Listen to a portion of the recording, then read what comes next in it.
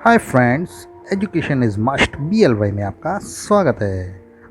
Scientific instruments and there uses, वैज्ञानिक उपकरण एवं उनके प्रयोग। हमने अपने आसपास बहुत से वैज्ञानिक उपकरण देखे होंगे, हम उनके नाम नहीं जानते।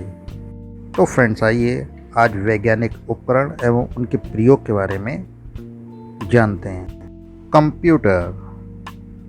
कंप्यूटर की full form C for commonly, O for operated, M for machine, P for particularly, U for used for, T for training, E for education, R for research.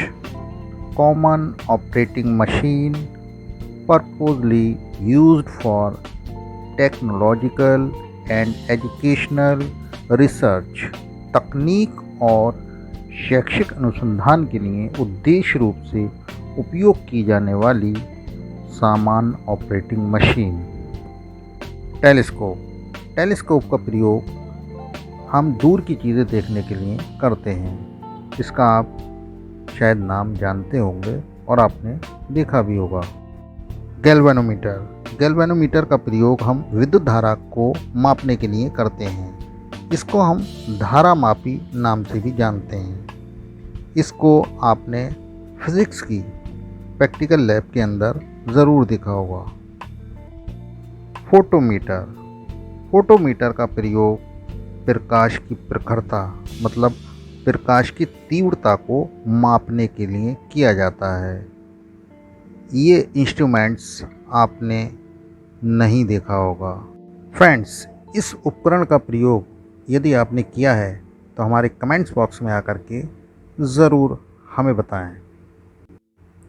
Medical thermometer या क्लिनिक थर्मामीटर या normal हम इसे thermometer बोलते हैं।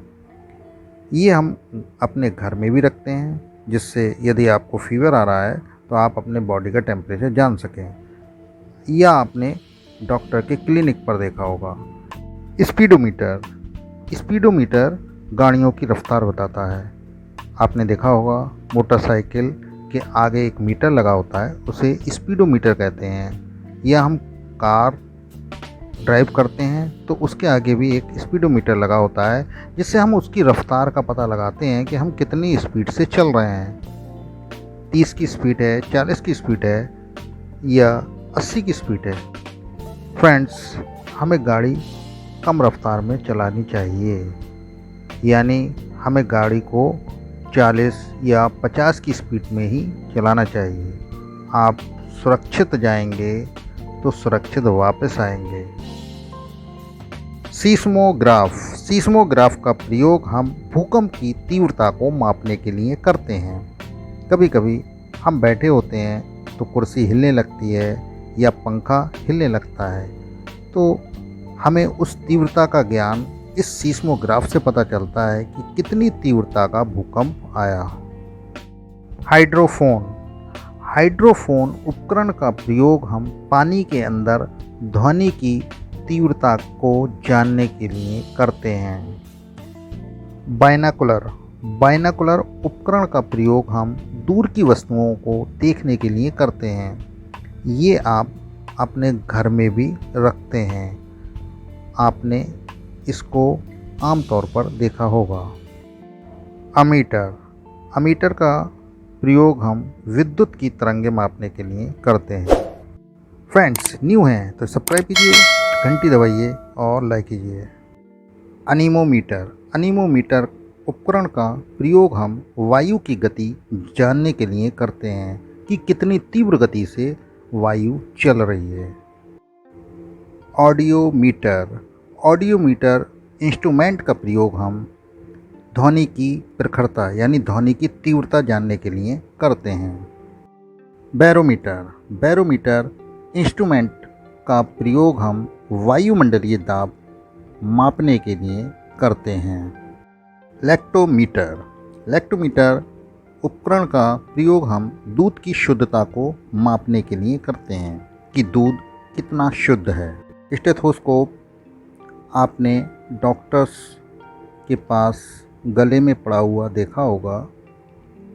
इसका प्रयोग हृदय एवं फेफड़ों की ध्वनि जानने के लिए किया जाता है।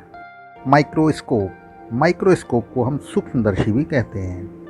माइक्रोस्कोप का प्रयोग छोटी से छोटी वस्तु को देखने के लिए किया जाता है, या छोटे से छोटा जीव जैसे अमीबा और पैरामीशियम एक कोशिकीय जंतु हैं जो हमें नग्न आंखों से नहीं दिखाई देते, तो हम उनको देखने के लिए माइक्रोस्कोप का प्रयोग करते हैं।